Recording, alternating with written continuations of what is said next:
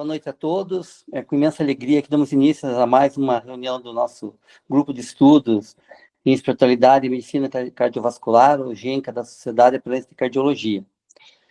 Numa pequena abertura, a doença arterial coronariana ainda é uma das principais responsáveis pela causa de morte no Brasil e no mundo. E isso infringe severas limitações físicas, psicológicas, econômicas e sociais aos seus portadores. E todos os profissionais de saúde, eu acho que tem que estar cientes dos recursos disponíveis para diminuir esse impacto na sociedade.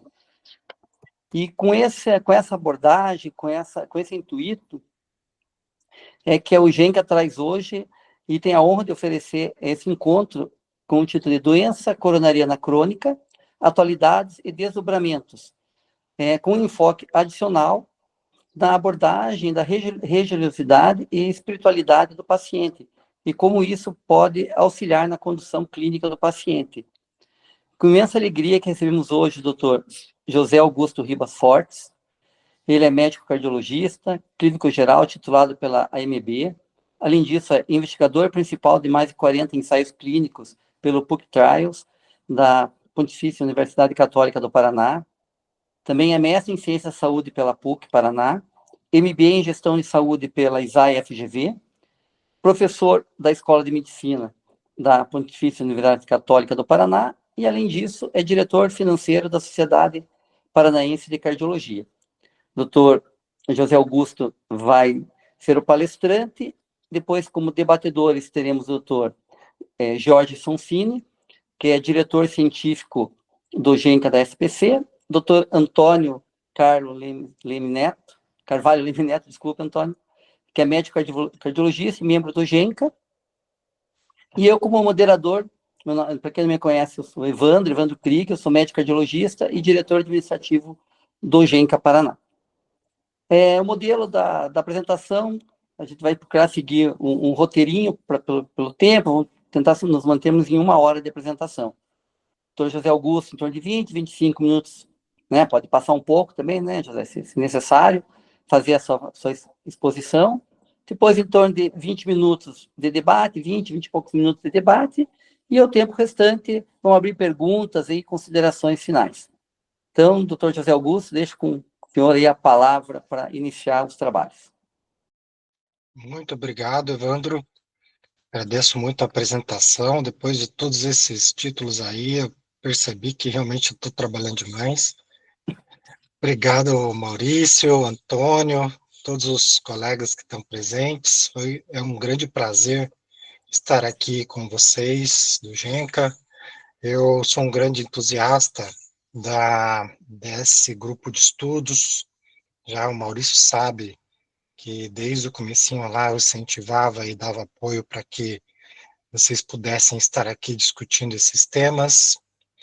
Depois a gente pode conversar um pouco a respeito disso. O meu objetivo hoje aqui é, sobretudo, conversar sobre como estamos, né, diante dessa doença tão prevalente na nossa população, explicar alguns detalhes e algumas mudanças que nós temos de visão de como que a gente tem que abordar a doença e quais são os nossos desafios no futuro. Considerando que nem todos são cardiologistas, são atuantes como médicos na área, eu vou fazer uma aula ampliada, né? Não entrando em detalhes, sobretudo falando qual que é a nossa situação, onde estamos e para onde vamos e o que devemos fazer para não continuar no mesmo caminho, porque do jeito que estamos, não estamos bem. Maurício, eu não consegui compartilhar minha tela, então eu pedi para o Dr. Maurício compartilhar para mim, então vou ficar pedindo a todo momento para que a gente possa conduzir a apresentação da melhor maneira possível. Por favor, o próximo, Maurício. Bem, para aqueles que não sabem, né, a doença arterial coronariana é uma doença complexa, uma doença crônica, obviamente, que pode ter seus momentos de agudização, as quais a gente chama de síndrome coronariana aguda, que está ali no canto direito de vocês. Mas a doença crônica, sobretudo, ela pode se apresentar de forma totalmente assintomática. E aí que está o grande detalhe do que a gente vai discutir hoje. A grande maioria ainda não se tem uma ideia exata de quantos, porque quem é assintomático não procura atendimento médico e muito menos faz estudos que são capazes de detectar essa doença. A gente não tem uma ideia de quantos assintomáticos são portadores. Ser assintomático em relação a essa doença não significa que essa pessoa tem menos risco. E esse é um grande modificador da ideia que a gente tem hoje da doença arterial coronariana crônica.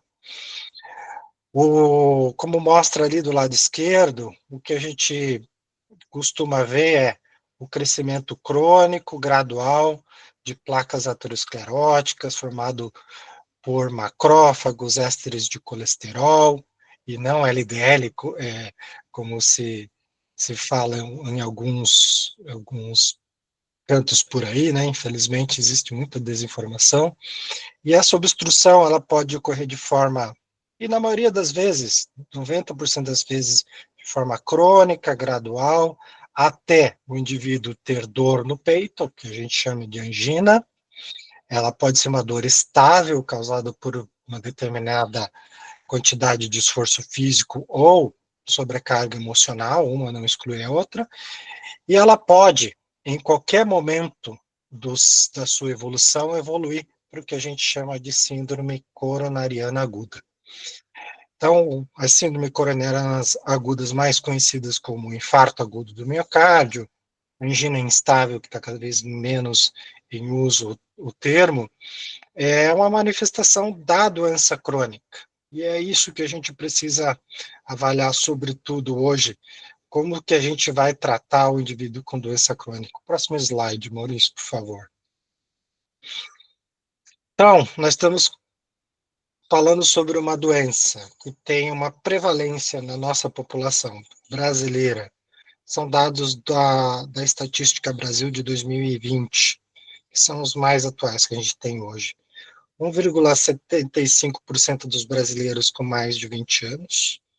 Se a gente for considerar aí 150 milhões de brasileiros tem mais de 20 anos, nós estamos falando de algo ao redor de 3 milhões de pessoas. Nesse período, a prevalência da doença arterial coronariana só aumentou em ambos os sexos, tanto homens quanto mulheres, de 1,08 para 1,75. Então, em 1990, a presença de doença arterial coronariana acometia 1% da população, isso subiu aí para 1,75, quase dobrou, né? Principalmente em homens. Ali na terceira linha a gente vê porque homens têm, em média, quase o dobro de doença arterial coronariana que mulheres, 2,33% versus 1,19%, respectivamente. A doença, obviamente, é maior com a idade, e as razões biológicas e fisiopatológicas são as que definem isso, mas não são impossíveis de ocorrer nas idades entre 15 e 50 anos. 0,5% da população adulta tem doença arterial coronariana com menos de 50 anos de idade. É só fazer cálculos matemáticos que a gente está falando aí de centenas de milhares de pessoas jovens.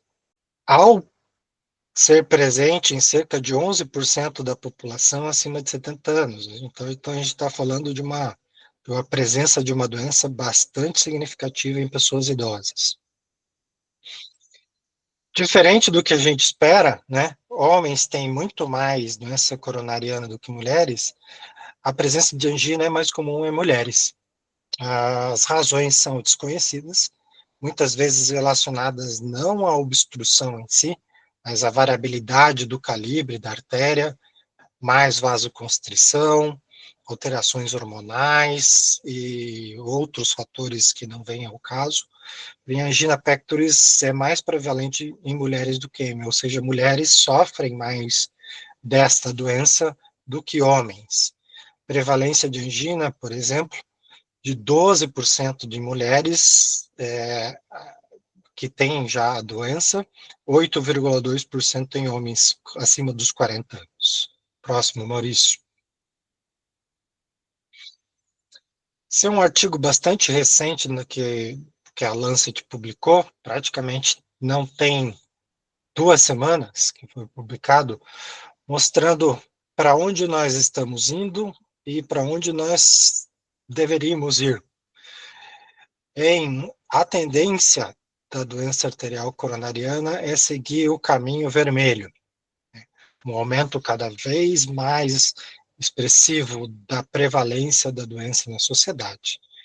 Caso a gente faça alguma coisa, se a gente reduzir o comportamento e os riscos associados principalmente ao nossa mudança de metabolismo, a gente pode reverter isso até 2050. Do contrário, existe algo muito prevalente no nosso mundo, que é o envelhecimento da população, que só vai fazer com que a prevalência aumente. Né? Pode passar, Maurício. E essa é uma grande virada na abordagem da doença arterial coronariana. Para qualquer um de nós, a doença coronariana é uma doença do adulto. A partir dos 40 anos, a gente começa a fazer check-up para detectar se não tem alguma artéria entupida do coração, ou fazer uma avaliação cardiológica para fins de exercício. E nesse artigo mesmo, ele fala que a doença arterial coronariana é uma consequência de múltiplos acontecimentos que ocorreram ao longo da vida de nós, como indivíduos, desde o nosso nascimento até a nossa vida adulta. Não vou entrar em todos os detalhes ali, mas hoje a gente já sabe que uma criança obesa, uma criança que comeu muito mal desde a sua infância, uma criança que não dosou o seu colesterol, os colegas talvez não tenham muito contato com pediatria, mas hoje a gente já pode saber o colesterol da vida de uma criança com 7, 8 anos de idade. Sem contar a lipoproteína A, né? Nem vou falar sobre a lipoproteína A, um tipo de lipoproteína extremamente agressiva nas artérias de todo o nosso corpo. 15% da população mundial tem ela alta, ela já é detectável com 5 anos de idade e nós não avaliamos isso em nossas crianças. Então, desde esse tipo de avaliação, desde o início da vida, e olha, hoje temos múltiplas medicações aprovadas para uso infantil para baixar o colesterol. Então, não é motivo da gente pensar mais que essa doença é uma doença de idosos. Essa é uma doença que começa na infância, já existem estudos mostrando claramente isso, e ela tende a avançar na vida jovem, que é quando nós temos a maior força física, a maior resistência aos danos causados pelo cigarro, pelo álcool, pelo sedentarismo. Ninguém engorda, ou dificilmente engorda quando é jovem, tem maior dificuldade de engordar, por assim dizer, e a gente não mantém essa prevenção que, na idade adulta, já vai estar estabelecida.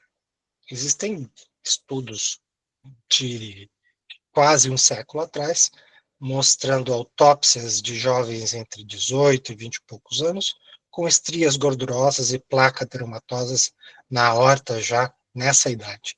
Então, a gente está falando de uma doença em que a gente tem que ter uma abordagem muito precoce, para que lá no futuro a gente não tenha que tratar as complicações, e só assim a gente vai conseguir mudar a prevalência da doença. Próximo, Maurício. E nós no mundo, né? Onde que estamos a Latinoamérica? Onde que nós estamos? Nós somos poucos. Nós parecemos sermos muitos, mas nós somos poucos. Para a gente ter uma ideia, nós estamos em roxinho ali embaixo, em relação ao resto do mundo. Então, nós somos poucos em relação ao resto do mundo, mas nós não somos diferentes. Em amarelo, a gente consegue ver a grande parte da população do mundo. Voltar em amarelo ali a grande população do mundo, que é a população da China e do Sudeste Asiático. Né? A gente também tem um grande número de pessoas que está em verdinho claro ali, que é o sul da Ásia, que é a Índia, e logo ali embaixo Índia e outros países próximos ali, Bangladesh, Myanmar, que tem uma população gigantesca também. Nós estamos em roxinho, e nós, assim como eles, estamos no caminho de aumento da prevalência da doença. Próximo, Maurício. Somos pequenos e estamos piorando, infelizmente. Esse é um gráfico bastante interessante que mostra o tamanho da população e o quanto que ela está piorando. Se a setinha está indo para a direita, está piorando. Nós somos o azulzinho escuro que está aqui à esquerda, nós somos pequenos e estamos com a setinha indo para a direita e subindo. Quanto pior a setinha, quanto mais ela sobe, mais vai para a direita, pior está sendo a situação. Existem duas setinhas que estão para a esquerda e estão abaixando. Quais são essas setinhas? Europa e Norte América, né? América do Norte. Todas as outras setinhas são populações, continentes, países em desenvolvimento, que estão adquirindo as características de países desenvolvidos, mas ainda sem dinheiro suficiente para dar saúde para essa população.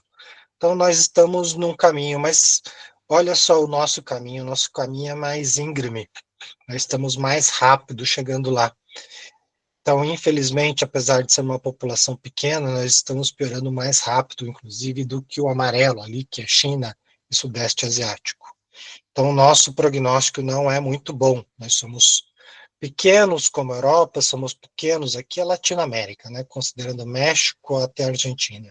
Nós somos pequenos como a Europa, pequenos como Norte América, mas num caminho de piora diferente deles.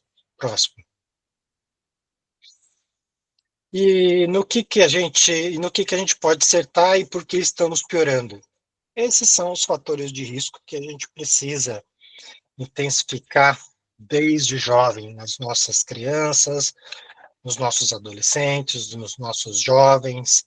Ali em vermelho escuro, o pior dos fatores de risco relacionados é a hipertensão arterial, e a dieta logo abaixo, a presença de altos níveis de LDL e colesterol, infelizmente muita fake news e muita desinformação a respeito das lipoproteínas. Essa semana eu escutei de um paciente dizendo que colesterol é importante para a vida, porque forma hormônios, faz parte da membrana celular, e ele não ia diminuir o colesterol dele. E, infelizmente, a gente não diminui o colesterol, a gente diminui a proteína que carrega o colesterol, né? Aquela que tem a baixa densidade. Então, infelizmente, as pessoas às vezes estão escutando outros profissionais que não têm esse conhecimento em detrimento de nós. E esse é um dos grandes motivos do GENCA existir. Ali, em amarelo, algo que quase ninguém fala, mas é super importante: poluição do ar causa entupimento das artérias. A China lidou com isso no passado e cada vez mais tem melhorado nesse perfil. Doença renal crônica, diabetes, peso e pouca atividade física. Praticamente em tudo o mundo está piorando e nós não somos diferentes. Próximo. Aí também mostrando o quanto que os países desenvolvidos e os países que têm alto desenvolvimento, cada um tem sua parcela de comprometimento em relação a cada um dos fatores de risco. Eu não vou entrar em tantos detalhes para não prolongar a aula, mas ver que no quadro do lado, um dos grandes provocadores dessa doença, que a gente vai precisar pensar muito nos próximos anos, é poluição do ar, consumo alto de sal e o fumante passivo, né? O second-hand smoke. A gente não dá muita importância ao fumo passivo também.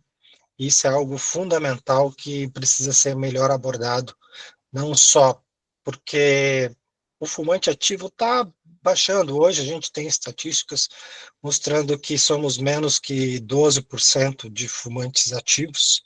Porém, se para cada fumante ativo a gente tiver 2, 3 passivos, a gente já está multiplicando isso para 30%, 40%. Próximo, Maurício. E o Brasil nessa história? Bem, apesar de tudo isso, a gente está conseguindo manter a mortalidade de uma forma flat, né? Igual. Então, o que a gente está conseguindo fazer com essa doença? A gente está conseguindo fazer com que as pessoas morram um pouquinho menos. Se a gente for ver ali em 1993, era muito mais do que agora em 2017. Então, a gente está conseguindo fazer as pessoas morrerem menos dessa doença. Isso é bom. Só que a partir do momento que a pessoa não morre, ela continua com a doença. Então, por isso que a gente está tendo também um aumento da prevalência. Então, existe algo bom em toda essa história, né? Ao não morrerem as pessoas de doença arterial coronariana, elas tendem a continuar vivas e continuar presentes na nossa sociedade, por isso o aumento da prevalência. O próximo slide mostra muito bem isso, que é o aumento da prevalência, tanto em homens quanto em mulheres, da doença arterial coronariana. Desses são os dados da Estatística Cardiovascular Brasil. Existe uma mais atual de 2023, porém ela usa os dados de 2020. A de 2023 foi publicada por uma questão de tempo, eles precisavam publicar, mas a gente sabe o que aconteceu entre 2020 e 2023. Vai ficar na história isso, né? A ausência de dados epidemiológicos em relação a 3, 4 anos da nossa história, é isso que a gente vai ter na história da medicina. Entre 2020 e 2023, a gente teve uma quebra de dados epidemiológicos da grande maioria das doenças, tirando as infecto-contagiosas, e a gente sabe o motivo. Próximo. Então, mostro de novo o gráfico que eu mostrei lá na frente, por que a gente está subindo e não descendo. Os próximos slides, que são mais 6 slides, eu acho que vai dar o tempo correto para que a gente possa seguir nas discussões. Por que a tendência é a gente continuar subindo se a gente não tomar decisões drásticas nos próximos anos em relação à epidemiologia da doença? Próximo. Esse é um estudo nacional publicado na Nature, ano passado, 2024. É o NIT, é um registro NIT, né, que mostra os resultados de como que o médico, como os profissionais de saúde estão tratando os pacientes com doença ateriotrombótica no Brasil, certo? Isso aqui é Brasil. Isso aqui não é Norte América, isso aqui não é África, isso aqui é Brasil.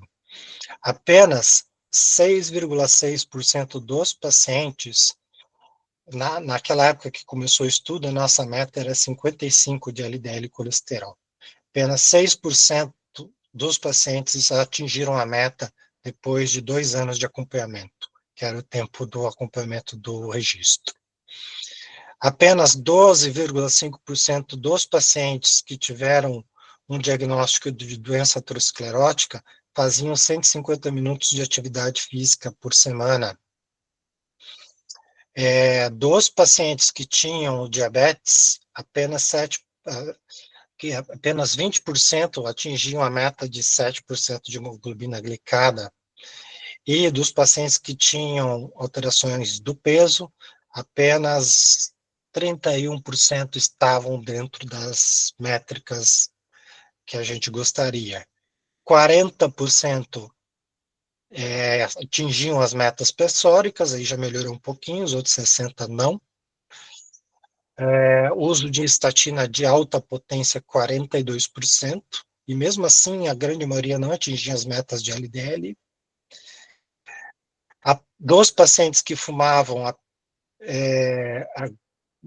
não, melhor dizendo, apenas 64 pacientes estavam sem fumar, outros 36% continuavam fumando. E a terapia apropriada antitrombótica, o que é isso? Isso é o uso de AS. 95% estava usando, 5% ainda não usava nem AS.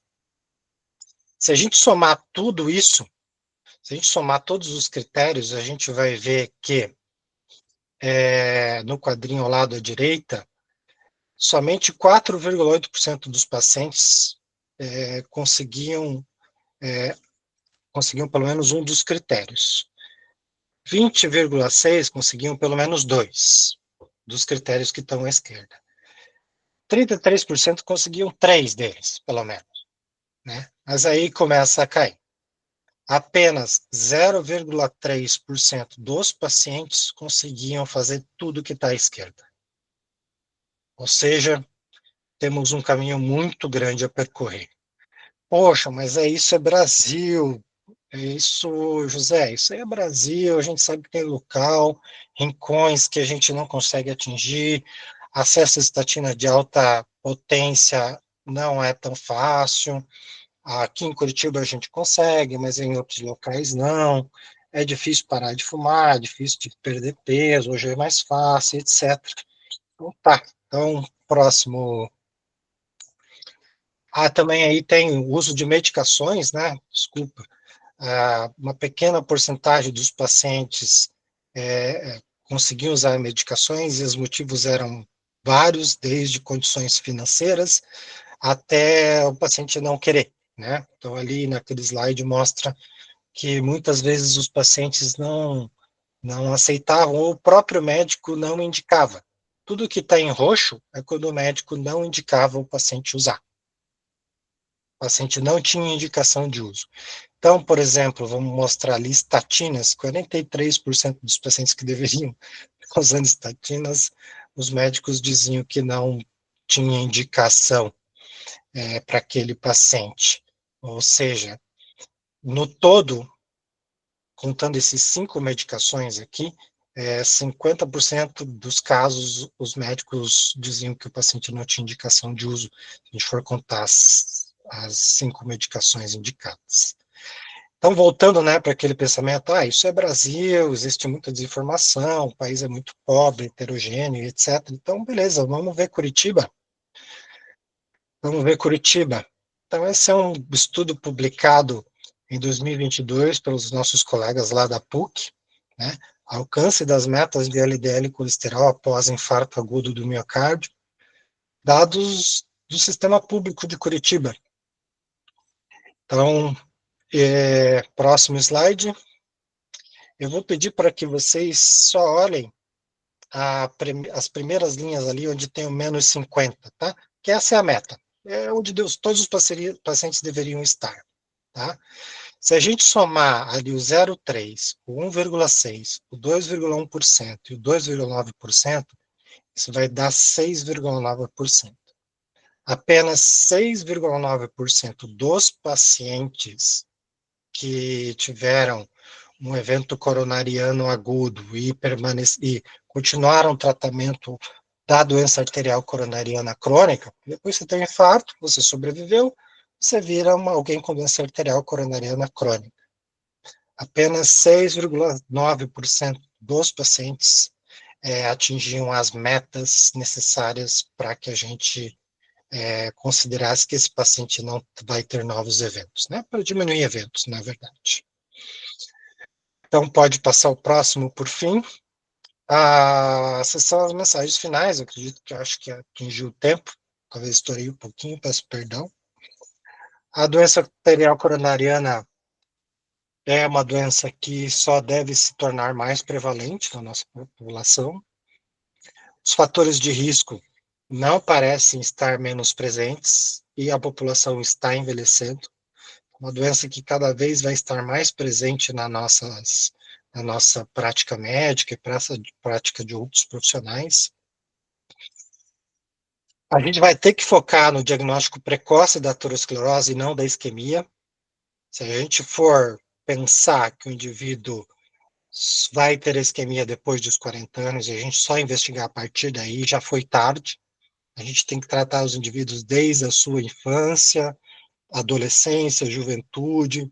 Se chegar alguém com 20 anos de idade no seu consultório e você dizer, é muito jovem, não precisa estar aqui, você está causando um dano, praticamente. É nessa idade que você tem que trazer esse indivíduo para perto para manter ele bem a vida toda. Dosar colesterol nesse indivíduo já passou até da hora. Estamos conseguindo diminuir a mortalidade da doença graças a procedimentos caros, infelizmente, graças a procedimentos invasivos, graças ao susto que o paciente tem quando tem uma doença, faz o diagnóstico da doença, mas a gente não está conseguindo evitar a presença dela na sociedade. As pessoas estão sobrevivendo ao infarto e se tornando crônicos. E as razões anteriores discutidas. E como profissionais de saúde e sociedade, infelizmente, os dados científicos, não é opinião pessoal minha, né? Mostrei 2 artigos ali publicados em revistas significativas, uma na Nature e outra nos Arquivos Brasileiros de Cardiologia, da capital de maior IDH do Brasil. Curitiba ainda é a capital de maior IDH do Brasil, mostrando que a gente está falhando nos controles, falhando no controle dos fatores que causam e que aumentam o risco para a doença arterial coronariana. Bem, eu queria finalizar aqui convidando todos a participar do nosso Congresso Paranaense de Cardiologia, que vai ocorrer dia 1º e 2 de agosto de 2025. Vai ser um congresso melhor do que o do ano passado, que já foi muito bom. A gente conseguiu evoluir, melhorar os erros, corrigir os erros, melhorar no que precisava, no que já estava bom. Então, nós vamos ter um congresso sensacional esse ano e espero que eu possa trazer todos lá para a gente conversar pessoalmente.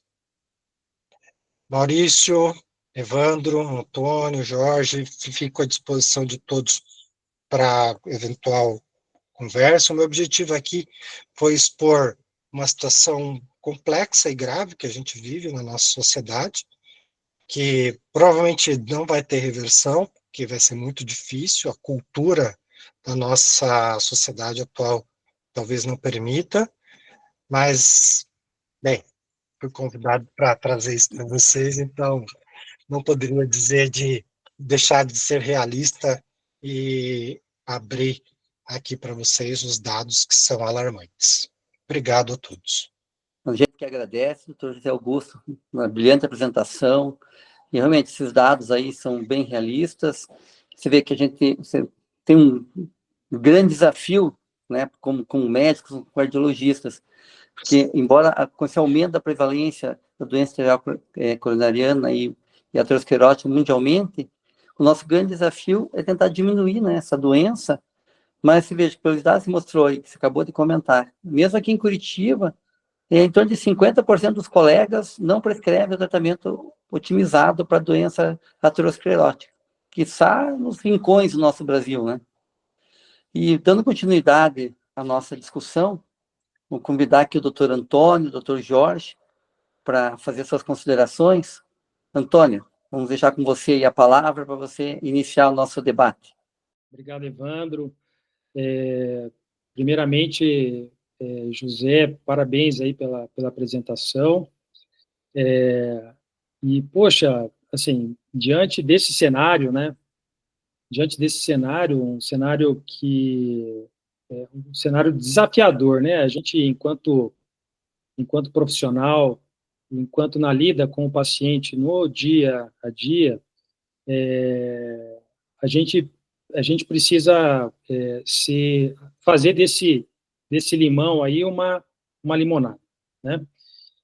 Tentar fazer, né? para você, assim, José, dentro do nosso grupo, né, de espiritualidade, medicina cardiovascular,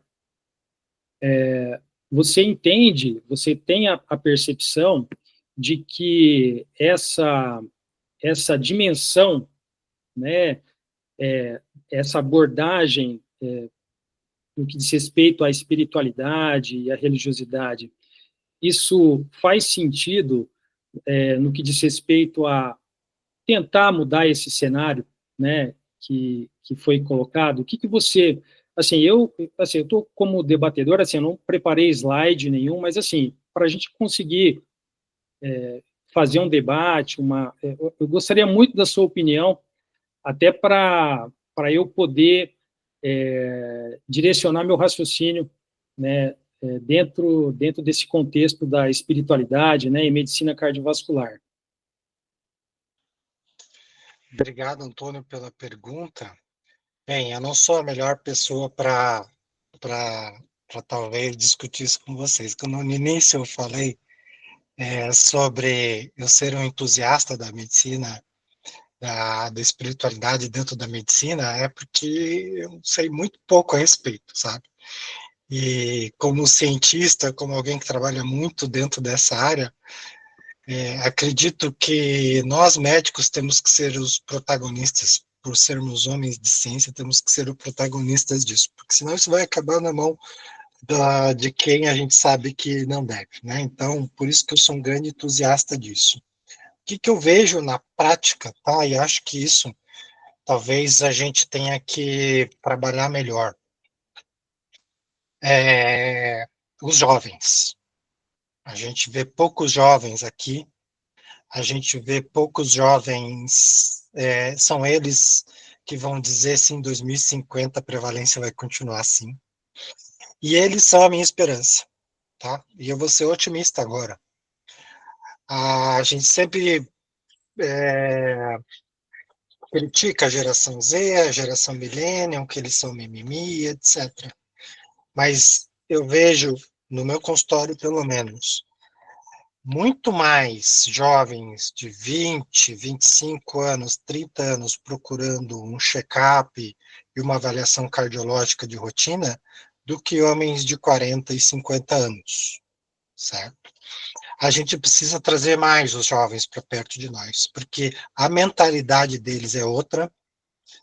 Talvez eles estejam vendo isso mais lá para frente melhor do que nós, porque eu já não considero mais eu na categoria de jovem, né, obviamente, e com todo respeito a todos aqui também não, e acho que a gente tem que trazer eles mais para próximo de nós, não só do ponto de vista técnico, mas também do ponto de vista de entender que o que a gente está fazendo em relação à espiritualidade, tentar entendê-la melhor, quanto que ela afeta na saúde.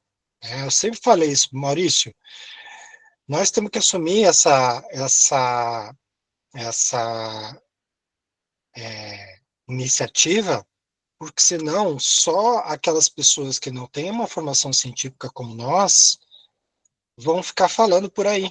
Então nós temos que trazer mais os jovens estão perdidos, não estão tendo a informação, provavelmente estão procurando mais um médico para fazer check-up por motivos estéticos ou outros motivos influenciados por Instagramers e etc., e não pelo motivo certo que deveria ser.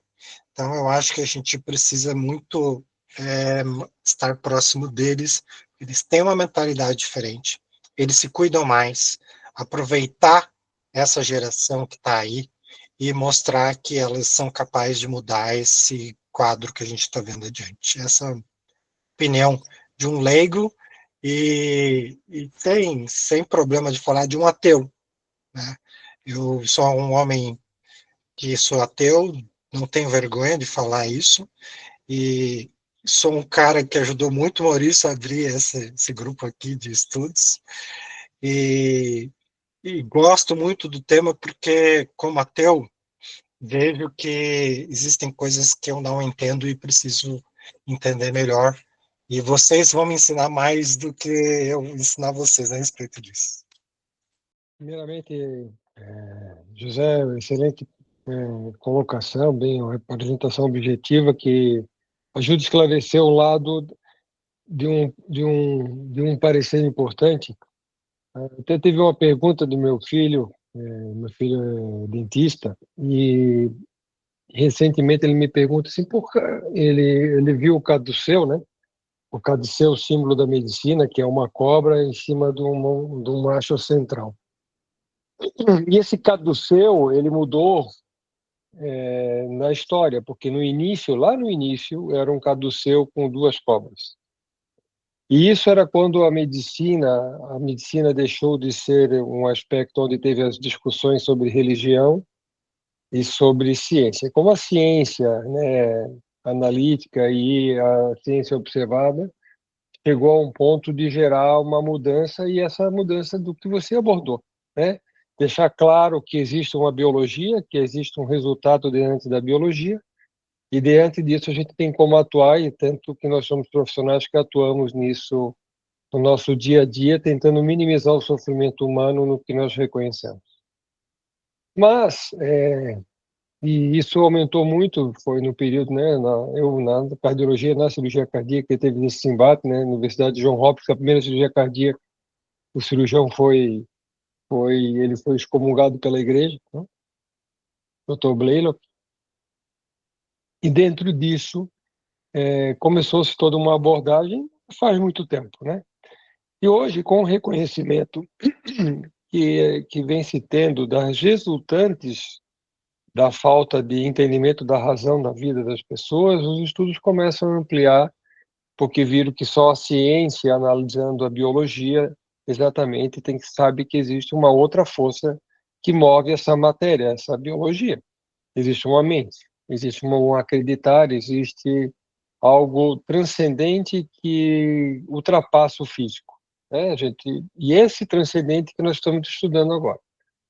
Então, eu dentro da área, talvez eu lide com um aspecto um pouquinho mais particular do processo de finitude, e isso me questiona e veio me questionando durante toda a minha existência como ser humano e como profissional da área da saúde, a relação do homem com seu fim, né? E eu sempre digo, eu sou o porteiro do lado de cá, que quando chega na área da cirurgia cardíaca, o cara literalmente, ele é assim, ou eu vou, talvez seja o último dia. E eu tenho o privilégio, e eu vou dizer assim, eu tenho o privilégio, né, e com o doutor Laércio, muitas vezes a gente teve essa conversa, lá atrás, quando a gente tinha os pacientes em comum, de conversar sobre esse aspecto do fim. E dentro disso, a resultante que eu tenho é muito positiva do ser humano quando chega nesse lado, que às vezes nos procedimentos invasivos não tão agressivos, ele não chega a se questionar, ele acha que é natural e encara aquilo como mais um aspecto. Mas quando chega numa cirurgia que tem que ser submetido, gera um questionamento grande. E dentro disso você consegue fazer algumas abordagens para tentar motivá-los à mudança do status quo, né? E a gente sabe que, a gente observa, tem alguns pacientes que houve mudanças significativas na forma de ver a vida. E é independente da crença pela qual, você me diz, o ateu ou qualquer outra, né, circunstância, nós acreditamos em algo que nos baliza, mas os princípios que regem a conduta harmoniosa entre todos os seres é o mesmo, independente do vínculo religioso. Eu não posso ser uma boa pessoa porque eu sou cristão. Eu tenho que ser uma boa pessoa porque não ser amável com o outro é uma reciprocidade que eu também não gostaria de ter. É por ato de inteligência e de equilíbrio, isso chama civilização. A civilização causou isso em nós, né? Agora, quando você tem um vínculo não acreditar, vai depender da base que você estrutura isso. Ela não pode ser dogmática porque ela te restringe.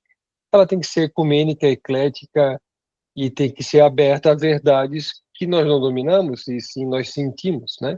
Eu sempre digo, existe algo maior? Sim. Eu sinto porque ele existe, porque nós estamos abordando um aspecto chamado do sentir. É o sentir que a gente está tentando gerar uma materialização. E nesse sentir, todos nós falamos isso de várias maneiras, intuição, o feeling, é algo. A gente sente quando o paciente pode mudar, desde que ele se permita isso, né? Então, ele criar movimentações, e isso hoje é mensurável quimicamente, nos favorece analisar na frente. Eu sempre brinco assim, quando a gente vai ver alguns pastores, sacerdotes, né? Tu vai ver lá o Vaticano, e você, cara, esses seres aí vivem bastante tempo, né? E já tem alguns trabalhos mostrando, né, o sacerdote em algumas esferas, se não forem mortos por movimentos outros políticos, porque eles vivem mais, né? Tanto que tem o seguro prudente, o que existe hoje, ele começou com os pastores protestantes, para poder criar uma FE, e aí por isso que conseguiram ter a base e se tornou um dos maiores seguros de vida do planeta, porque eles analisavam que os pastores, famílias casadas, viviam mais, então não teriam tanto que fazer tanto sinistro. E isso tudo está sendo estudado há muito tempo, mas agora como ciência preventiva na doença cardiovascular, na observação da alteração do cortisol e, por conseguinte, a diminuição dos processos ateroscleróticos oriundos da, do controle do medo, né, que está por trás, talvez nós tenhamos uma saída.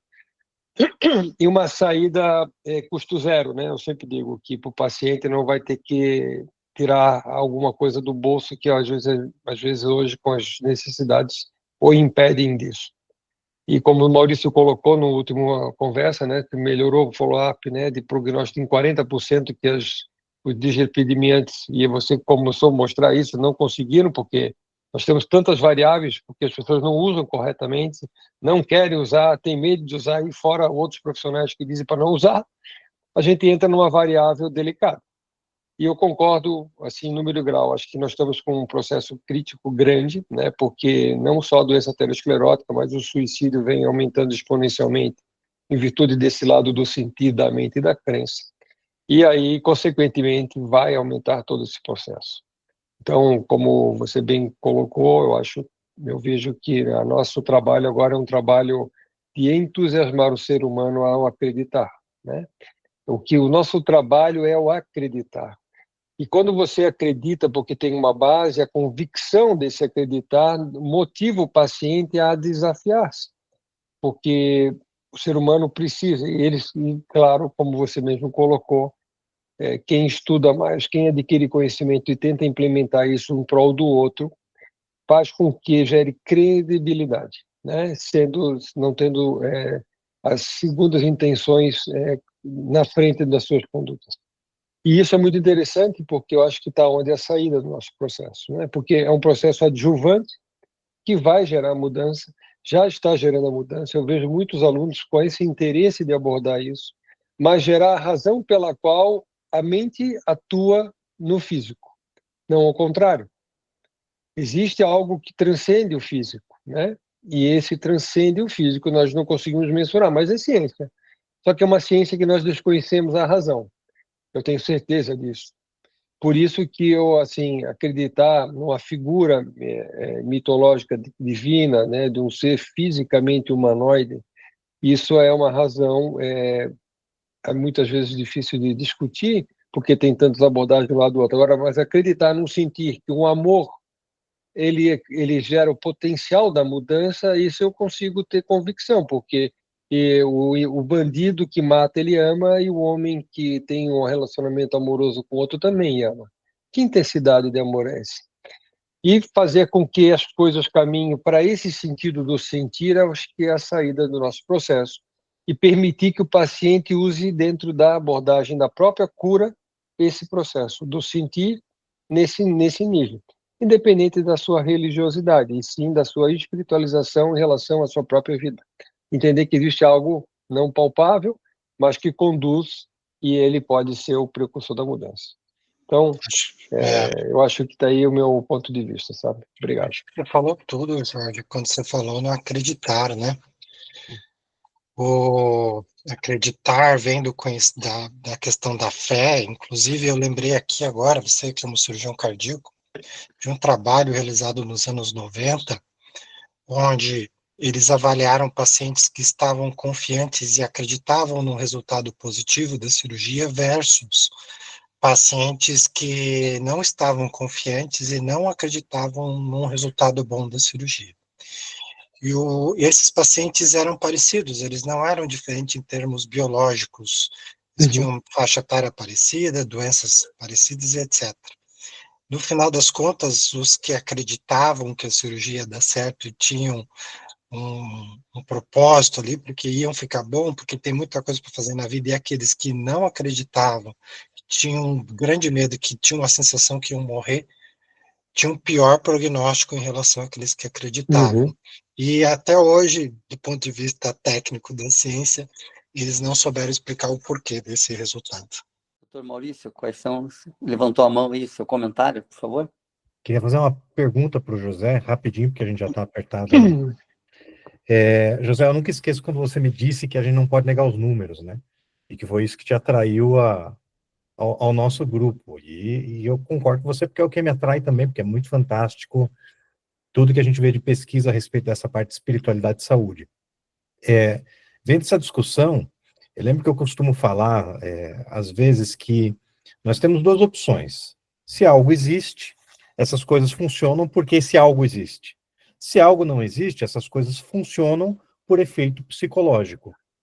Seja uma ou outra opção, nós vemos um efeito benéfico dessa abordagem da religiosidade, da espiritualidade na vida das pessoas com relação à sua saúde. Mas aí a pergunta que eu faço para você por mais que eu ame esse assunto, e nós estejamos justamente no grupo de espiritualidade e medicina cardiovascular, eu acho que ainda assim esse aspecto da espiritualidade ainda é só uma das parcelas de tudo que nós temos que fazer pelo paciente, para que nós possamos realmente modificar todos aqueles marcadores que você mostrou, marcadores trágicos. Nós estamos caminhando para um abismo, se você for pensar até 2050, né? Eu me apoquento muito com isso, no sentido como que nós podemos modificar isso. E hoje eu estou estudando, eu estou estudando para mudar minha forma de atendimento, de trabalhar. Eu estou estudando muita parte da medicina do estilo de vida. O pessoal trabalhando justamente nas bases da vida do indivíduo para que ele produza menos doenças, né? No sentido de exercício físico, alimentação, peso, estresse, a parte ambiental de poluição, e um dos pilares disso é justamente a espiritualidade. Dito tudo isso, então, minha pergunta para você. Como que você vê o nosso sistema médico, nós como médicos, o nosso sistema atual de atendimento, a forma como nós fazemos medicina, em termos de efetividade para mudar esse futuro, esse possível futuro que você mostrou, desculpa. Bem, nisso eu sou um pouco otimista, né? A gente não tem formado médicos para esse tipo de abordagem. Começa na faculdade, né? Na faculdade, o adolescente que fazia exercício até entrar na faculdade de medicina para de fazer exercício. E começa a comer porcaria, ele sendo estudante de medicina, já começa por aí. A qualidade de vida dos médicos já é péssima. Você entra no consultório e os médicos não estão bem. Então já começa por aí. Como é que você quer que uma pessoa acredite no que você está falando e venha ali a fé no teu tratamento? Que a pessoa precisa ter fé no que você está falando para ela mudar. Ela precisa, não é ter fé uma fé religiosa ou espiritual, ela precisa ter fé em você que está ali do outro lado, de que aquilo que você está falando é o que ela tem que fazer mesmo. Tá? A gente é péssimo nesse tipo de comunicação. Eu acho que só as próximas gerações vão conseguir, tá? Eu acho que, infelizmente, as gerações ali a partir da nossa não vão conseguir atingir essas novas gerações que escutam outro tipo de informação. Eles são digitais, eles não são analógicos como nós. Nós estamos tentando ser digitais, mas eles já nasceram digitais. Então é diferente. Tá? Eu acho que a gente tem que investir neles, que em 2050 espero estar vivo, mas provavelmente não, né? A gente seguir a expectativa de vida da população. Espero estar além disso. Então, o mundo é dos jovens. Daqui a 30, 40 anos, todos estaremos mortos. E eles é que estarão decidindo. Então, se a gente não mudar eles, se a gente não colocar a fé na ciência neles, a fé no que precisa neles, os números de 2050 vão ser ruins. Se eles seguirem a gente, eu estou falando tudo contra o que o mainstream fala, né? De que eles são mimimi, de que eles são geração Z, que eles são diferentes. Eu acho que se a gente não colocar eles como indivíduos que tenham essa abordagem e formar eles melhor, tudo vai continuar igual. Obrigado aí pelos comentários, doutor José. E uma coisa que você comentou ali ao terminar a sua apresentação, e é um dos pilares aqui do GENCA, que é essa educação dos jovens, né, tanto técnica como filosófica, e a gente assumir a narrativa nesse assunto, como você mesmo comentou, para não cair em mãos que aqui no grupo, todo mundo está no grupo de estudo, é porque gosta de estudar, é porque, né, todo mundo lê trabalhos científicos, participa de congressos, né, montamos o grupo, todos os participantes aqui. Então, é assumir essa narrativa, porque essa narrativa não cai em pessoas que desviem isso para um lado que não seja tão técnico e tão objetivo, sem outros fins que não melhorar a vida e a saúde dos nossos pacientes.